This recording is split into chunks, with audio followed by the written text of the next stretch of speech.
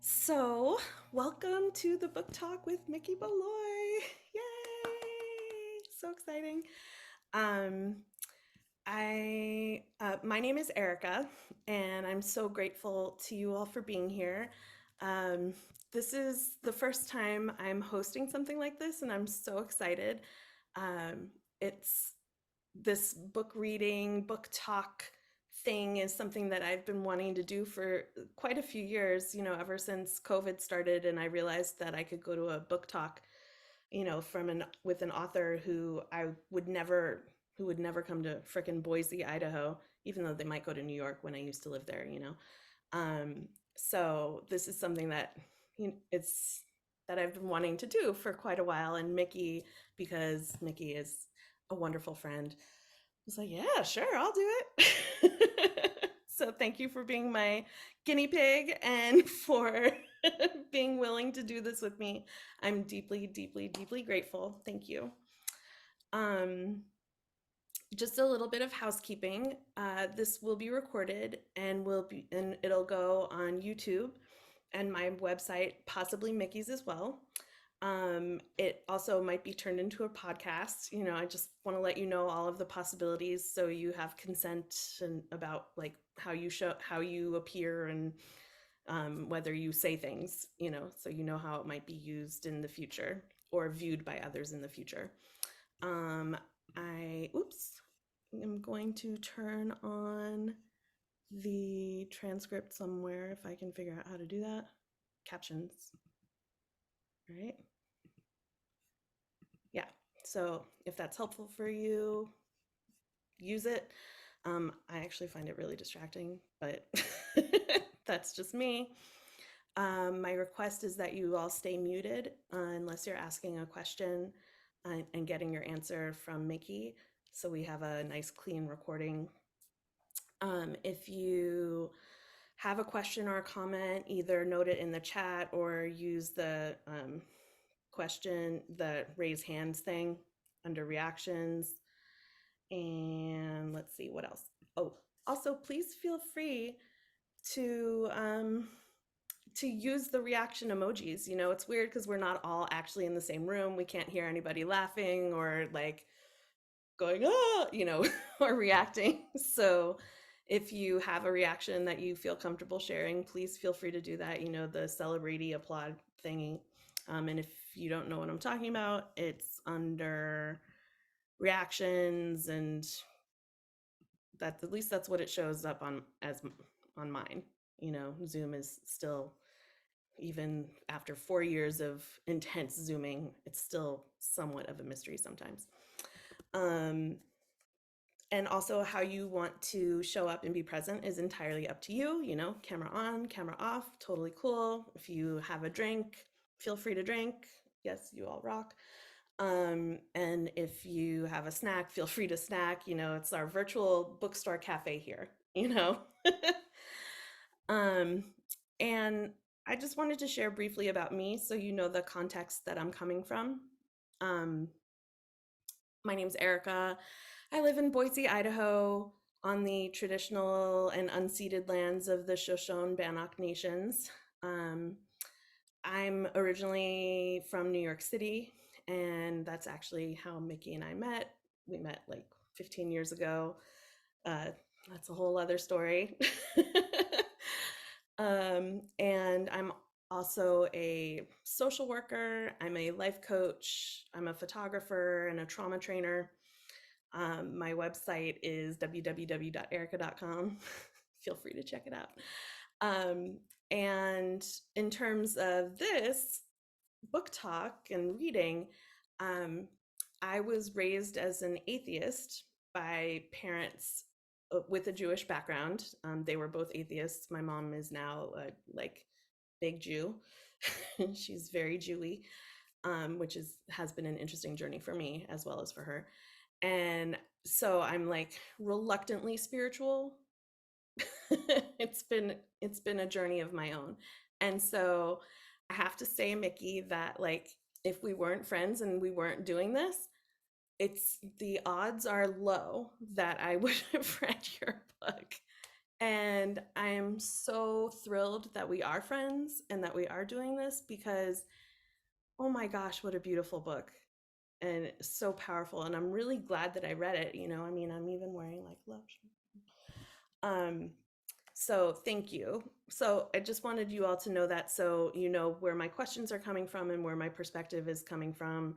In addition, I'm, a white middle class cis lady, with a bunch of different privileges. So there's that too. Okay, now for Mikki. So Mikki has been practicing shamanic healing since 2009. Mikki has studied with shamans, ritual keepers, and mystics from around the world, as well as with other teachers and peers. She offers private healing sessions, rites of passage, and weddings, and retreat and workshop experiences for modern people who are called to grounded spiritual explorations. Her holistic approach to healing fuses a mix of ancestral traditions with yoga, Buddhism, and almost 4 decades of creative training as a performer, writer, and musician. She was the director of a 9/11 Foundation in New York City, helping to create and maintain programs to assist many thousands of people, all while undertaking her own healing journey.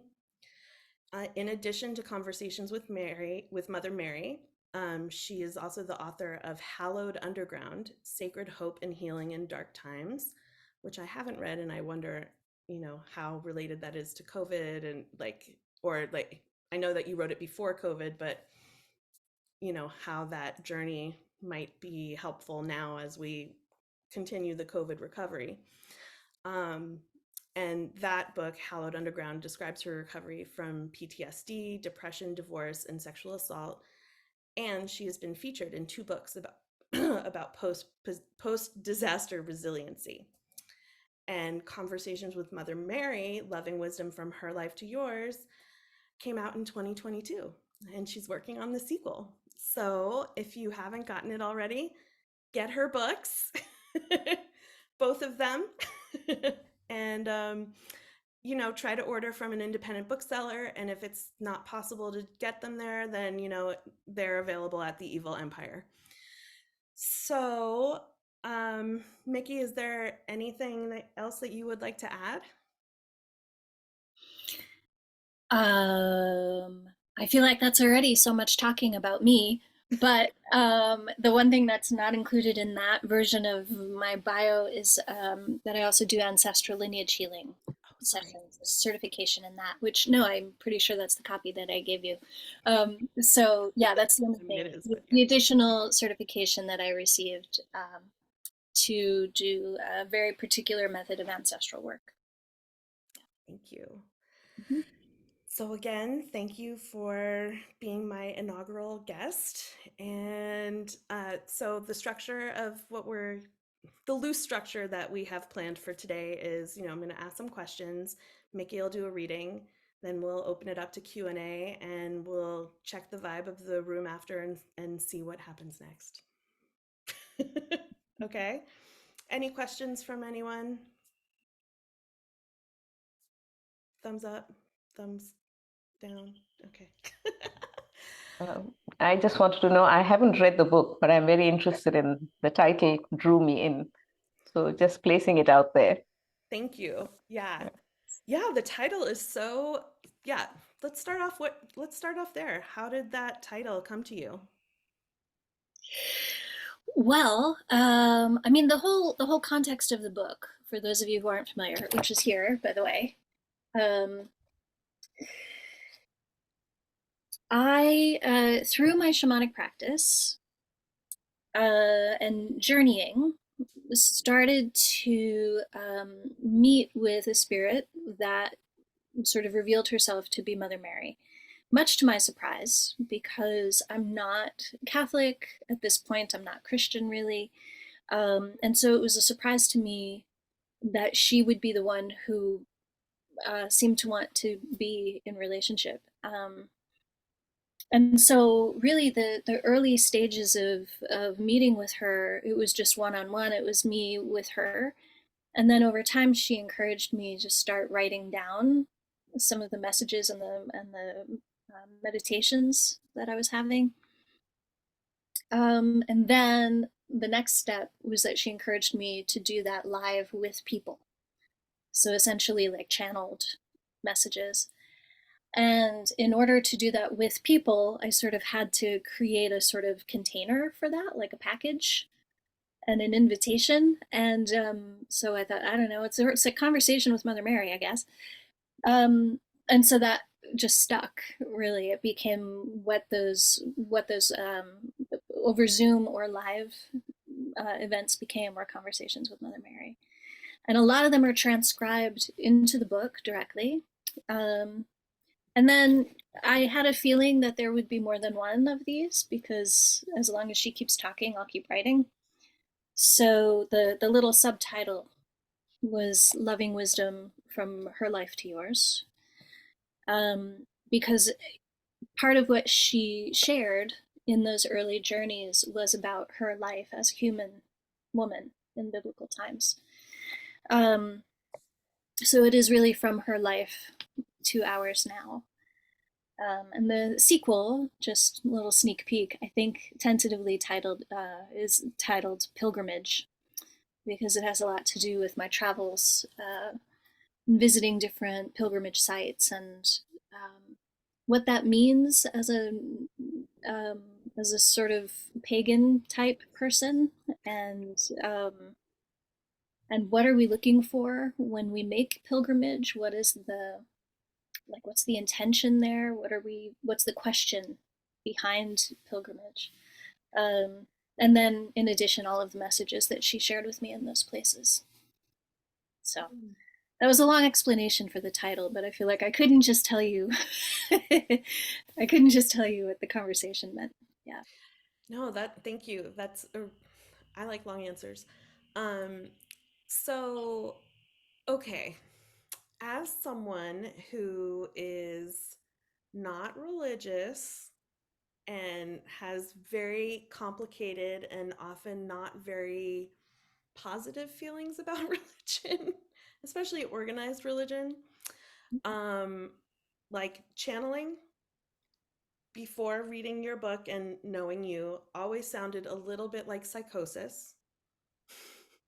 I mean, I'm a social worker, sorry, y'all. And so, like, how does that happen? Like, how does like do you go into a different state? Do you like how do you open yourself up to be like the vessel, I guess? Like, what happens? Mm. There's so much already in what you said. So, I'm not calling you I mean, psychotic. I just want to yeah, be no, no, very no, it's okay. Yeah, I mean, uh, I think skepticism is super healthy. And I would never tell anybody to just wholesale believe everything that I'm saying or that anybody's saying. There's wisdom in raising an eyebrow. So just to put that out there. Um, and I think Western culture does tend to pathologize what in other cultures is totally legitimate way of life.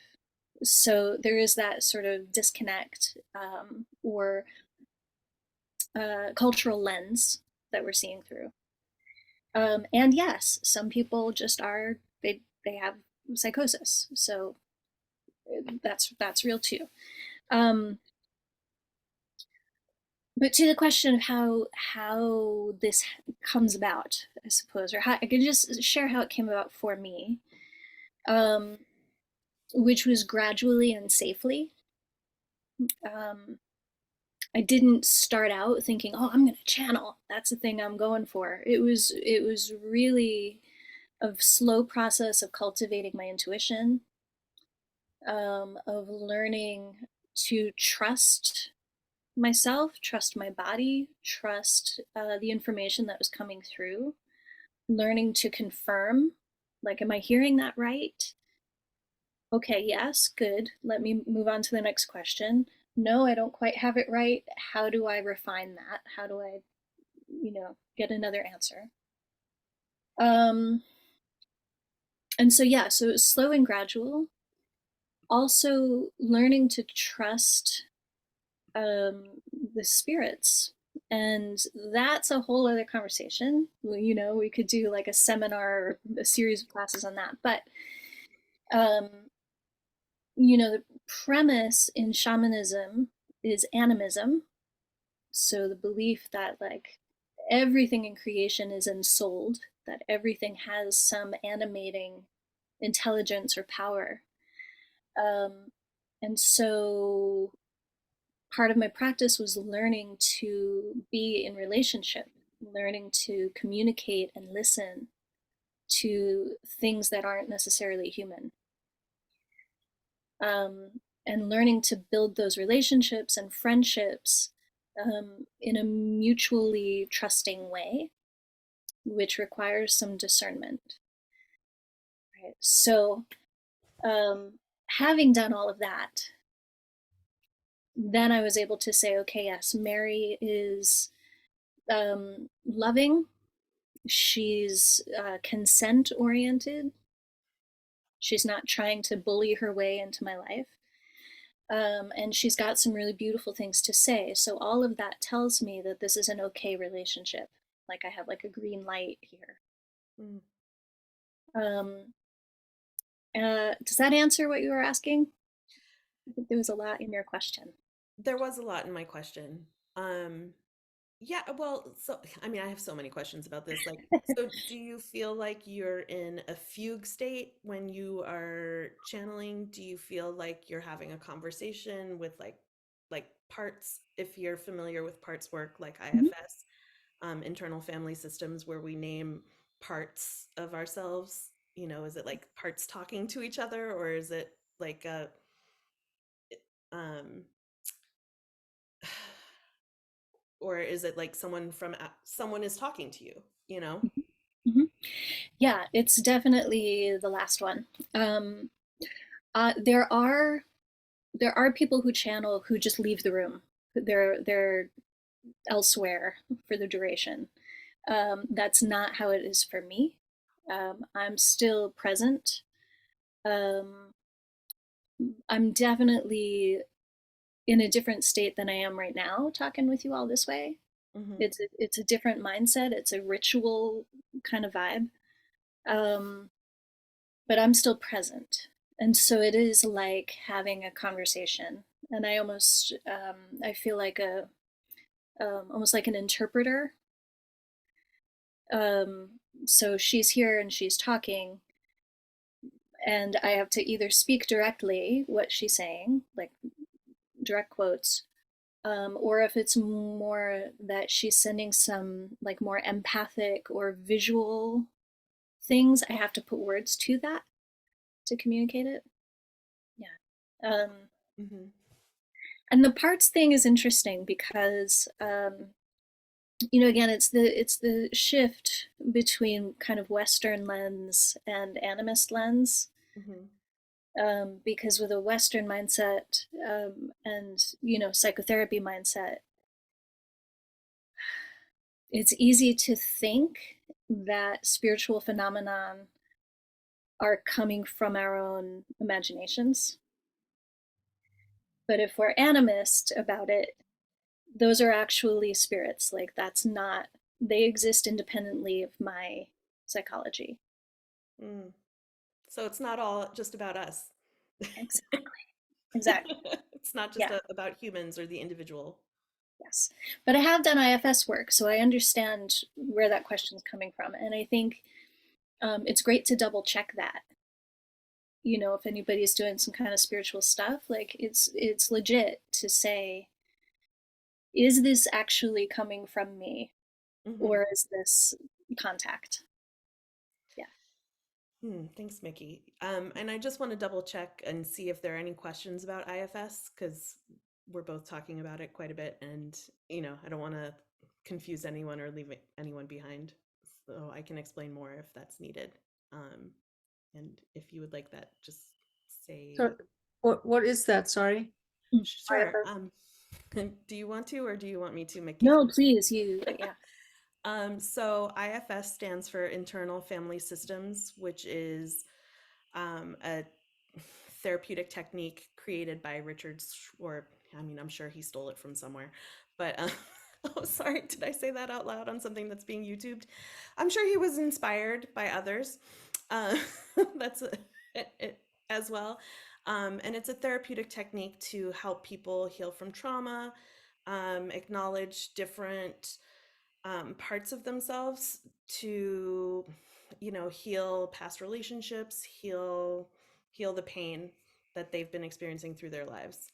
And he has this whole series of parts that he names, like the protector or like the firefighter or whatever. And my I don't really vibe with those very much. I'm much more like, okay, 5-year-old Eryka, 15-year-old Eryka, or like 20-year-old Eryka, like the different um parts of myself at various ages that needed something that they didn't get. So basically it's just identifying where you're hurt, because all of you might not be hurt, just a part of you might need something. Does that make sense? Mikki, do you have anything that you want to add to that? No, I mean, I've been a client um, of IFS, so I haven't been trained in it. I just know the experience of Either. contacting the aspects of like facets of self, and being able to really, yeah, be in deep conversation with them. Yeah. Yeah. That's also fascinating, Mikki. I mean, like, well, because as I was reading the book, I was like, okay, I have to suspend any, like, cynical, atheistic leanings, and not just be like, my friend Mikki is really fucking smart and just like writing a lot of wisdom right now. Like, Mikki is, having this conversation or these series of conversations with Mary, who is telling us about her life as a mother before she had Jesus. There's like nothing in the book about how, God may have impregnated her or anything like that. You know what I mean? Like, that's not a thing, which I was really like, I was like, oh, I would like Mary to address this, please. Not in a like Jerry Springer kind of way, but just in a, like what must that be like for her, to have this as an explanation for why she has this kid who goes on to be the Messiah for a large portion of the world's population. um and and the other thing that I was really delighted to experience was like Mary as a feminist. Like, she's a badass strong woman in her own right, that, and yes, she's like the great mother, and she's also so much more. Was that your experience of her when you were talking to her? For sure. Yeah. I mean, I want to say first that like I have my own biases about religion as well. Um, again, like I was baptized, and I learned the mass, but I never really bought into Catholicism. It just wasn't. I knew it wasn't my thing. Went to lots of other Christian churches. Was a religious studies academic for a bit. Um, so I'm super good at asking questions, Yeah, and you write that in the not book. just taking things wholesale. Um, and so again, like encountering Mary was like, is she going to get real theological on us? Like, is she going to just talk about Bible things? And she doesn't. And it's like it's refreshing for me, and I think it also allows us to have a relationship with her, and like you're saying, like to be curious about her without needing it to be tied to any dogma. Um, and yeah, so the it's not like Mary as trademarked, right? It's Mary as a human Yeah. person, as a full woman, which she was, regardless of whether you believe any of the other stuff, right? She was a woman of her time. Um, And then she is also archetypal, like deity level, goddess essentially. And I can't quite wrap my head around how she is so completely both. Mm, Yeah, it's rich. There's a lot there on both levels. yeah. Thank you. So, I mean, I like we could have this conversation, and go back and forth all day long. Wanted to check in and see if you're ready to do a reading. Sure, sure, yeah. Um, and I want to, just while I'm looking at this cover again, I just want to shout out Kate Whittemore, who did the cover art for this. She did the art for my first book as well, but this was her first draft. She was like, Oh, I don't know, something like this. I was like, yes, something like that would be great. It's perfect. Anyway, thank you, Kate. Um, so yeah, so this is the prologue to the book. And it kind of explains a little of what we've already been talking about. When I first saw Mary in my journeys, she was a statue, like some ceramic figurine from a church. She was all blue folds and delicate hands, expressionless in her perfection. She wobbled out to me in the forest of my meditation, arms and legs stiff and immobile. She couldn't speak. I was frustrated by this and asked her to change shape or become flesh so that we could communicate better. And the first few journeys went this way, and I was so puzzled each time. Why would she appear to me in a form that was so awkward and ungainly? What insight was I supposed to take away from this? Was I doing something wrong? Eventually, she became flesh, a realized and warm blooded being. She breathed, spoke, held my hand, and not with one of porcelain. Her hands had minor calluses, short nails, and the strength of a woman accustomed to hard work. It may take us some time to remember it, but our mother is not a china doll. Shrines and grottos must have some representation of her, I guess. Our imaginations need a sense of direction. Because of her stature and history, we seem to imagine her perfection as something otherworldly and untainted. We don't want to know that anyone we revere and emulate might have perspired or had scars, but she did, of course. She was a woman of her time. She worked hard, cooked, cleaned, had babies, was present at the births of others. She tended her husband and sons. She dug in the dirt and went to the well, fed the animals and filled her own belly. She slept or had sleepless nights. She was a woman who dreamed. This first teaching she offered was the fundamental one, to remember that she was human. Her love for us comes from her perfect empathy, having been earthbound herself. She understands our fears and sorrows because she had so many of her own. None of the statues or paintings ever quite captured this. The artists who created her as an ivory saint, in perfect robes and with spotless hands, took away her wildness and warmth. In envisioning their perfect mother, they did a disservice to all mothers everywhere, those who know about blood and sickness, who make mistakes and fall apart at the seams. In order to really learn from her, I had to first allow her to be her full self.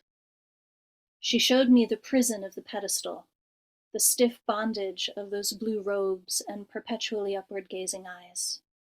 She showed me how hard it was to move through the world that way. As the porcelain cracked and fell away, the mother appeared from underneath her man-made shell, and what she did next astounds me still. dun dun dun. Mikki, thank you. Um, Before we get to Q&A from the rest of you, I wanted to just talk briefly about mothers and motherhood, because I think so many of us have very complex relationships with our mothers. I'm a social worker. I've seen some really not great relationships between mothers and children, grandmothers and children, and, you know, adults, whatever the age is, and, uh, you know, there's so much richness here in the idea of like a mother figure who doesn't have to be your mother with all the drama, Mm. and all of the primal wounding of that we might have and need to go to therapy for like 20 years to deal with that one thing that happened that one afternoon, you know what I mean? um and I guess, let's see, what's my question? I'm curious about how well she seems completely fine with being that archetype, that like I'm your mother, I love you, it's all good, you don't have to do anything to earn my love, and like, did that feel real? Did that feel authentic? Or was that a role that she had been put in that she kind of had to adopt, you know? Mm. What a fantastic question. She knows how complicated it is. I think she talks about it, and uh, she is also the mother of the complicated mothers. Right. You know, like she's everybody's mother. Which, like, as I'm saying that, it feels like a relief that we all don't need to fix our parents because she can be their parent. There's something there that takes a little of the stress off for us to have perfect relationships with them. Um, and then I think there has always been a mother archetype. Archaeologically, right? We know that that's one of the earliest expressions of, I guess, what we can call spirituality, is with a mother And figure. also womanhood. Right. Yes. Yeah. Yes. Um, so I don't think it's a stretch. I don't think it's something that was placed on her. I think she's an expression of that very early primal original maternal energy. It's just how she be. It's what she does. Um, and I can also say to encounter that and kind of be invited to receive that can feel completely overwhelming. Mm. It's so unlike any of our human sort of conditional relationships, Mhm. and it's so uncomplicated that it can be really hard to let in. And it's also been a really beautiful practice to just sit with her from time to time and sort of titrate a little of that love into my life. Mm. I'm glad that you're receiving that. Me too. I want it for everybody too. You deserve it, as do we all. Yeah. Well, I mean, that's one of the things, right? Like, receiving in general is really hard, you know, for a lot of people, especially women, especially people of color, like, receiving is difficult because we've gotten all sorts of messages that we don't deserve, we're not good enough, and she speaks to that directly in the book, like, in your conversations, I guess I'll Mhm. say, which Mhm. is like, of course you are. There's no good enough. Like, it was funny. I felt like a lot of her um addressing of, modern cultural ills was just like, this is all just so dumb. Not like we're dumb for living in these times and like having these issues, but just like, come on, of course you deserve it. It's like, it's kind of how I feel when I'm like fiercely cheerleading someone, like, come on, of course you can do this. Of course you are worthy of this. Like, why do you not see you as I see you? Like, you're amazing. and she, I genuinely got the vibe that she slash you slash whatever, like really believes that, everyone, even the really crappy people, you know, deserve love. And their wounding and their acting out is like because of their issues with love. So, yeah, intense. Mhm.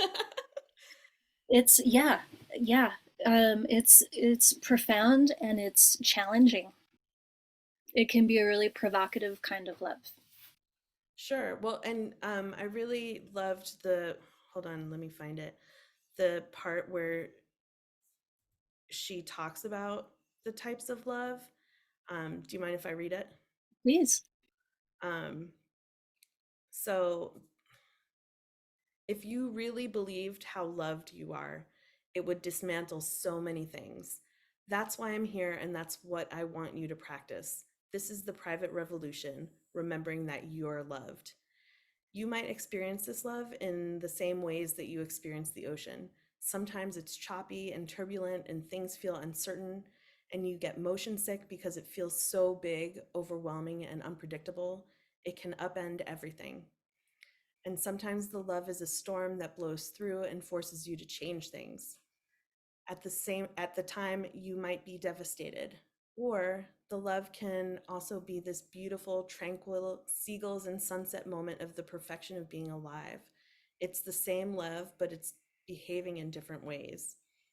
Your practice is to keep remembering that you are loved is like water over a stone, a wearing away of rough edges.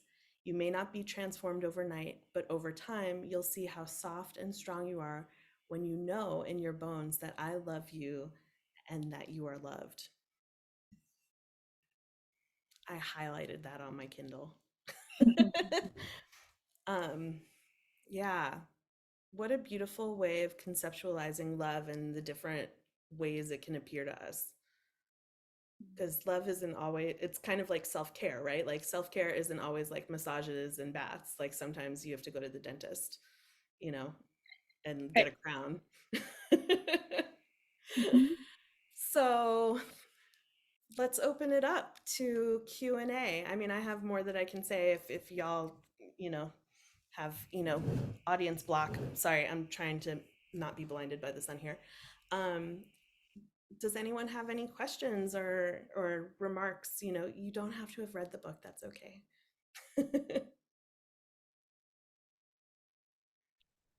I have a question that's coming in, Eryka. Sure. Um, Thank you so much for hosting this space, and it's so powerful to see Mikki, who's a friend of mine, like yeah, in her writer Right. and shaman um, being.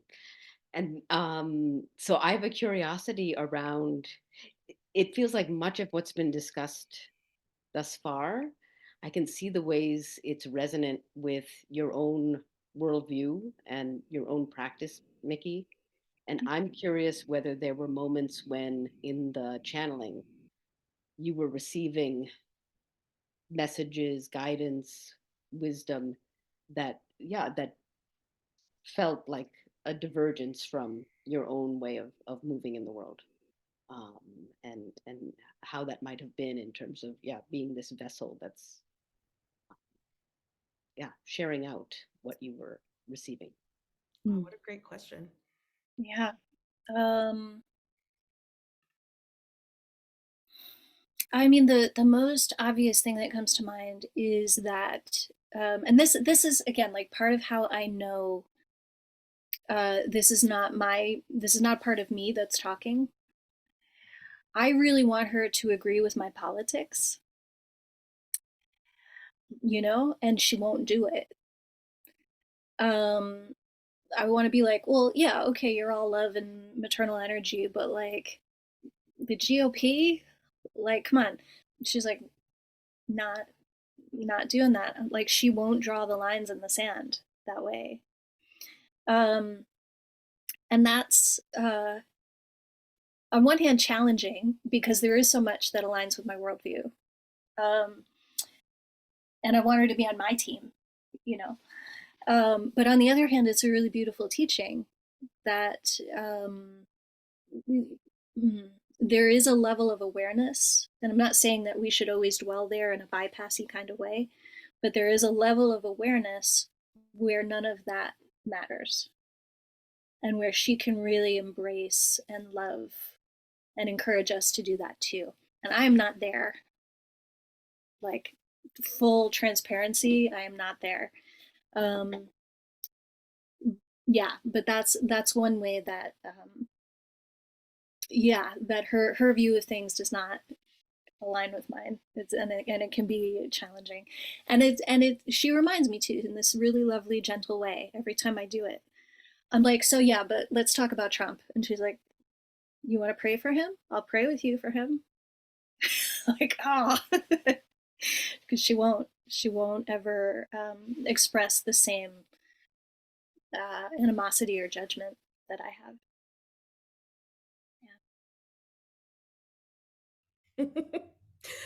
Yeah, I wanted her to do that too. Yeah. Yeah. Yeah. Yeah. Nisha, does that feel like a complete answer for you? Mhm. Thank you so much. Sure. Any other questions from the attendees? Yeah, maybe I can ask you something. Sure. So I'm in Delhi, as my name just shows, and it's 4:30 a.m. It's not my usual time Oh my for waking up. And I do know that something drew me in, and because of my um, my culture, I have no I have no doubts about um, the spirituality aspect of it, or I have absolutely no doubts. And part of my profession also is being engaged with this. Um, for me, I'm curious to know, since you are in a long-term relationship with Mary, I'm wondering, what do you see in yourself, the Mikki before Mary and the Mikki after Mary, and where you are today? What do you see? What changes, or what do you think has transformed, or not, in yourself? I'm very curious to know. Mm, thank you. And thank you for joining us at such an odd hour. I'm honored by that. I mean, with the bit that Eryka read, uh, water over a stone, I definitely feel some rough edges have been softened. And it's a little hard, honestly, it's a little hard to tease out what is Mary's influence and what is like therapy and what is, the ancestral work. And, there's so much that I do that could contribute to my being a functional adult. But there is something that has a very particular flavor, um, in a kind of sense of patience and endurance and resourcing that comes specifically from her. Um, it's a bit intangible, but hopefully I'm speaking to it a little bit. Um, and I'll also say that, just being able to have these conversations, having written the book, having another book coming, having a sense of purpose in my writing, making the pilgrimages and visiting these places in a way that I probably wouldn't ever otherwise. Like I might go into a cathedral to see the art, but now there's a different sort of frequency I'm tuning into, Mm. that I think is not only kind of interesting for me, but also allows me to have a different kind of empathy or equilibrium with other people. There's a reason that we are all making some sort of pilgrimage. There's a reason that we're all trying to find something, and I think she's allowing me to tap into that question in a more compassionate way. Yeah, I haven't ever articulated that, so I appreciate the question. I might have more to say about it when I sit with it, but that's my answer right now. Thank you. Yeah, thank you. Thank you for the question, Sudha. Yeah,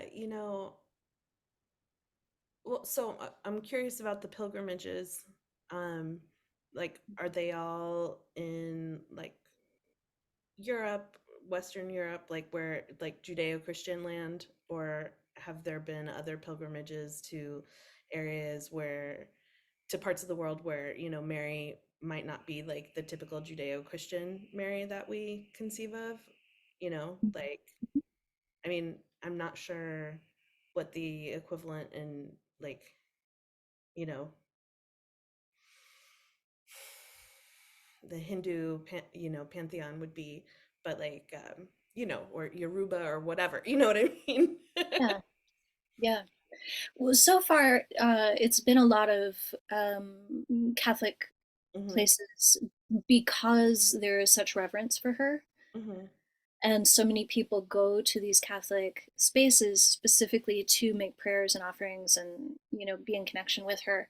And there's something about that sort of collective energy that amplifies Oh. her presence in a way. So it's easier to tap in those places. So yeah, there's been some kind of more local. The most recent one was in Ohio. Actually, there's a shrine, a Marian shrine in Ohio that I happened to be near, so I stopped in. But yeah, I was fortunate to be able to go to Europe this past summer, and so I went to something like 28 churches in Venice. But I also went to Loretto, and I was in Ireland. I went to Knock, which is where there was an apparition of Mary and Joseph. Um, oh goodness, in like the 1890s. Um, and I was also in Turkey, so got to go to Ephesus and places like the Hagia Sophia in Istanbul, which is a mosque, but also used to be an Orthodox cathedral, and there's still an icon of Mary, a mosaic. So to be able to find her in lots of different places has been, yeah, it's beautiful to recognize where she is. I would love to visit other places that have sort of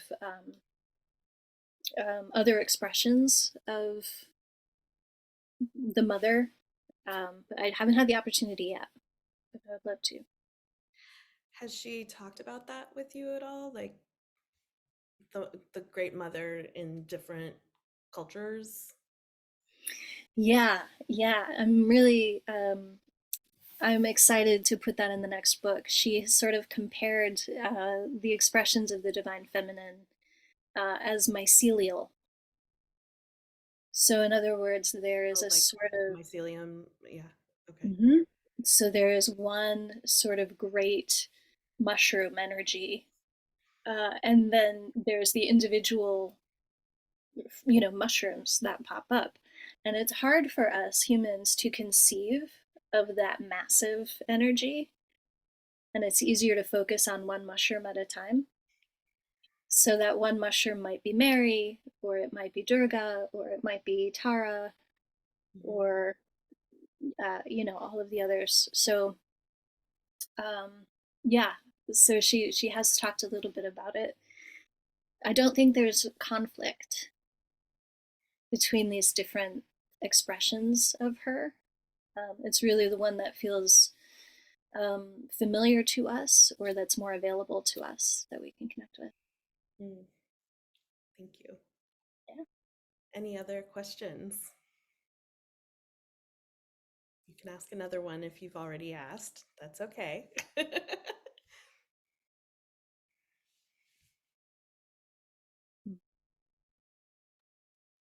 You talked about mentioned earlier when you start on a journey to communicate with her. How is that journey generated? Is it just through meditation, or how do you get into that space? Yeah, terrific question. So shamanic journeying is a practice unto itself, and the way that I learned to do it is with a drum. So using the beat of the drum to sort of drop into, we call it non-ordinary reality, or a kind of light trance state. And there is some science behind it, and it shifts your brain waves. So kind of coming out of prefrontal cortex and into the more intuitive parts of the brain. And so just doing that practice for years, eventually she started showing up in the journeys. At this point, I still do use the drum sometimes. If I'm doing an event with people, sometimes I'll use the drum to help me drop in. But I can also kind of slip in and out of that state at more or less at will. Particularly if there's a lot of her energy and she's like tapping me on the shoulder and ready to go. Yeah. Thanks. Any other questions or thoughts or feels? Lots of thoughts and feels. Mikki, how are you feeling with all of these questions? Terrific. I love it. I love it. I can talk about this stuff all day, and I appreciate, again, Eryka, part of the reason I was excited to do this is because I know your skepticism, and that's great. Like I don't need to be in a bubble of people who understand and believe everything. It's good to have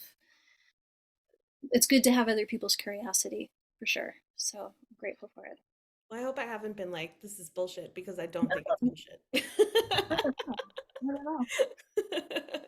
And even if you were, we're still talking about it, so it's good. Yeah. Any other questions or thoughts or etc.?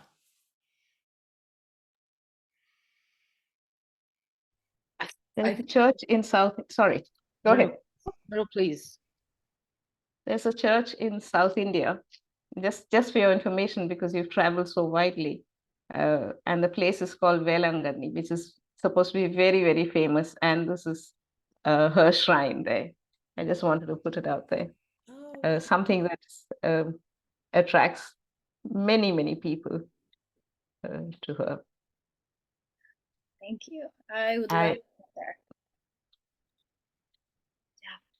Thanks. We'll see. We'll put it out and see if we'll see if Mary can get you there. yeah. Nisha, did you have another question or thought? Yes, I'll try to keep it brief. I'm sitting with the feminism of Mother Mary, as I'm hearing it translated in this space as this sort of expansive, unconditional, transformative love, even if it is like water over rocks over time. And I'm just so struck by how, when we are living in patriarchal systems, when we're living in the patriarchy, which is like surging in this moment, I feel kind of my own feminist energy being in a place of almost moving to a militancy, to like of defense and protection, and like we have to fight for our rights. And so it's just like sitting with the feminism of Mother Mary. And yeah, just curious if there's anything that you would say, Mikki, about how you've understood her feminism, because she also was living in a time of patriarchy. So yeah. Oh, um, I mean, I think that's a beautiful question that I would love to bring to her in a full journey, in a full session, because I'm sure that she would have much more eloquent things to say than I will in this moment. But my impression is that yes, it is an expansive and patient sort of long view, um, but it isn't passive. And she is very fiery when it comes to protecting people in need, in looking out for the marginalized. Excuse me. She is very much the mother. And what won't a mother do for her children? So there is also that in her. She talks about her fury. I think she used the phrase like the rage of a mad army at the death of her son. So I mean, she's yeah. I don't want to mistake her expansive, unconditional love for a kind of wishy-washiness. It's absolutely not that. Yeah,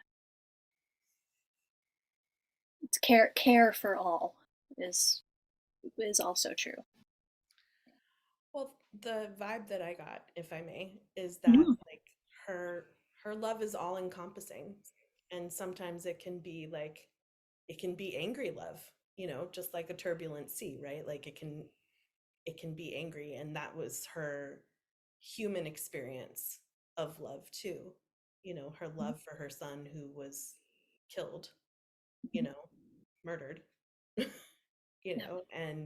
and yet the love that she feels for all humans, even Donald Trump, um, it is all encompassing, you know, and yet, and I think what's really interesting about what you're saying, Nisha, and what you've put forward, Mikki, is like how, and this is in the book too, is that like, humans have very dualistic thinking, like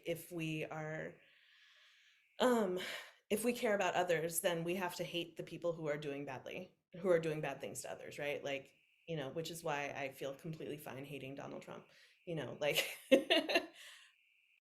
but she's much more nuanced and much more, further on the journey, you know what I mean? Where she can probably be like, Donnie, not great. What's the love that you need so that you're not such an asshole? I still love you and I want you to do better.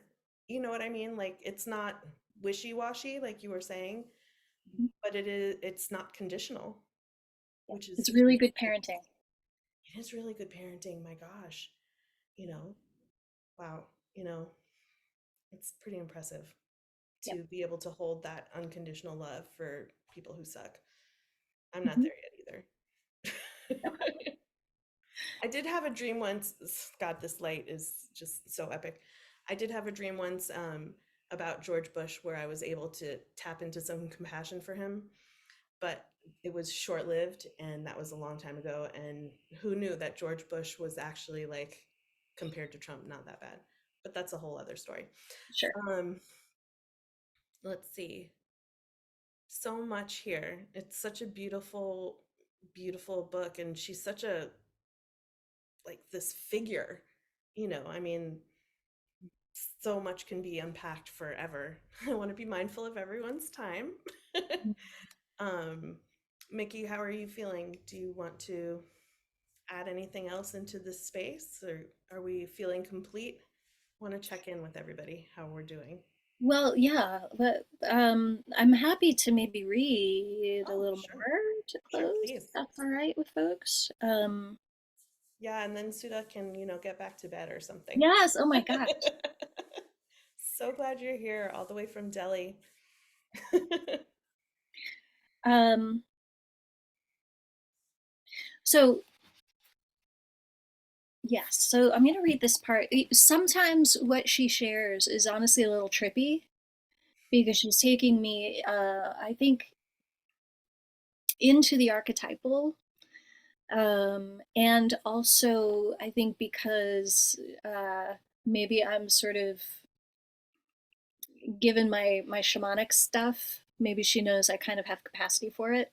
But this is a journey that she brought me on that is ecological, we'll say. I see vines, vines everywhere. And simultaneously, I see her in her blue mantle, serene and porcelain. She is the statue and also the vines. Under the blue mantle and shift, her feet are muddy. More than that, they are made of earth. Her feet are black and moist with the decay and rot of leaves and bogs. Vines wrap her legs and pulse with her beating heart, veins with foliage. Sap running, blood and breath. She is wild nature in all her fecundity. Animals peer out from behind her leaves and under her skirt. Foxes, reptiles, armadillos. A crocodile swims between her legs. She is their mother too. When she lets down her skirt and robe, she hides all this, protecting it. She is placid as any crystal lake obscured with fog, tranquil and deceptively deep. She waits patiently, knowing that this is how some people prefer her, knowing that she is also this. But when she reveals herself again, pulling aside the robe and bending her knees deeply, she howls. The scream isn't evil or terrifying. It is the raw, wordless belly growl, the primal song of being alive, of being life. She is woman, animal, plant, two-spirit, mineral, water, heat. She is winter. Circling her head in royal grace are not stars, but bees. They hum with reverent knowing. She is the obvious one to them. She smells of humus, of moss, of warm animal breath, of death and blood, of roses. Seeds emerge from her hands, growing immediately when they fall to earth. All things are possible with her, all things, because she is all things. She is life and death and the spaces between. She is womb and heart. She is earth and the umbilical, the tendrils that connect us to the cosmos. There is nothing that is not her. She contains all possibility in the vastness of her body, hidden potentialities in the folds of her skirt, wild medicines undiscovered, deaths and births both at once and millennia apart. All things exist here with her. When we pray to her, we pray to all that is, was, or shall be. There is nothing that is not her, nothing that is not possible. All is here with her, nestled under her robe, circling her perfect feet, springing from her hands, uttered from her mouth, and echoing through the hills forever. Mm, powerful.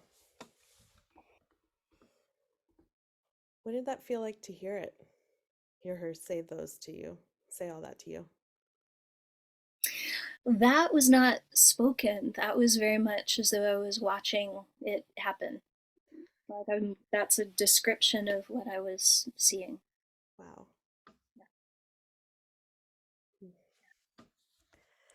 So cool. I wish I could channel. I feel like that would be really neat. Do you teach people how to channel? Not specifically, but I've taught journeying. So you can learn to do that for sure. Kind of reminds me of like some books that I read when I was a teenager about like astral projection and, all these other magical things that seemed very unlikely. Mm-hmm. Wow. Any thoughts or questions about any of this? Hmm. Or anything more that you'd like to share about your journey, Mikki? Goodness. I'm just super grateful. I mean, I think I've lived with this idea a little longer. Mm-hmm. than maybe you all have, but it's still a bit of a mystery to me. So yeah, I'm always grateful to have the chance to talk a bit about it and to have people's interest and curiosity. So thank you all for being here. Oh wait, I'm sorry. I have one more question. Sure. So, you know the like the window of tolerance and like dysregulation and all that, right? Because Mhm. we've had many a trauma-informed conversation. Like when you are in the channeling space or and afterwards, do you feel dysregulated? Do you feel like how does that affect your system? Yeah. Well, again, I mean, I've had a lot of practice at this point and kind of being in that space.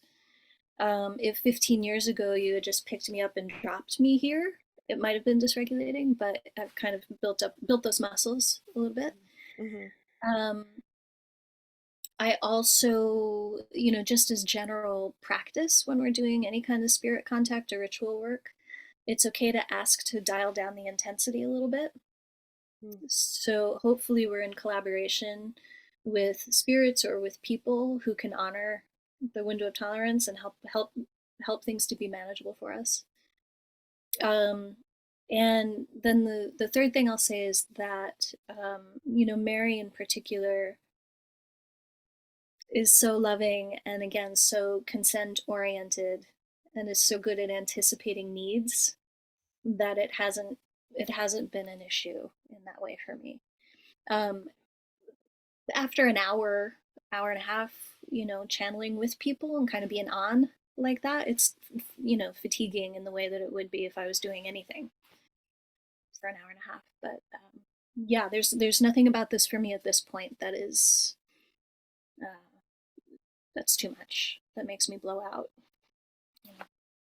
Wow, that's fascinating. I mean, like, I can have an intense session with my therapist, and feel who also is very consent oriented and, is very loving, Mm. and it's still like, oh, I'm gonna throw up or you know what I mean? So that speaks a lot to your capacity and also hers for Mhm. holding space and for being very careful and caring. Yes. Hmm. Yeah, it's part of why I trust that this is, again, like there's green lights here. Hmm. There's Mary has green flags. Yes. Yep. No red flags with Mary. It's all green flags. Hmm. um, thank you, Mikki. How do you handle the humdrum daily activities of life? Right? Like after speaking to Mary, like I know. Okay, let me go and put the garbage out and stuff like that. It's actually going in the next book. Honestly, uh, it's that I think I'm fortunate and grateful that I studied some Buddhism too, and that sort of chop wood, carry water. Yeah. Everything is practice. That there's this delineation between spiritual and mundane is not really there. Like it's all the soup. Mm. It's all the stuff that we get to practice with, and um, yeah. I mean, I still get cranky. My home. I still get hangry, and I still don't want to do the things that need to be done. But on a good day, I remember like, oh yeah, this is an opportunity to like sew it all together. Mm. great questions. Anything more before we close for today?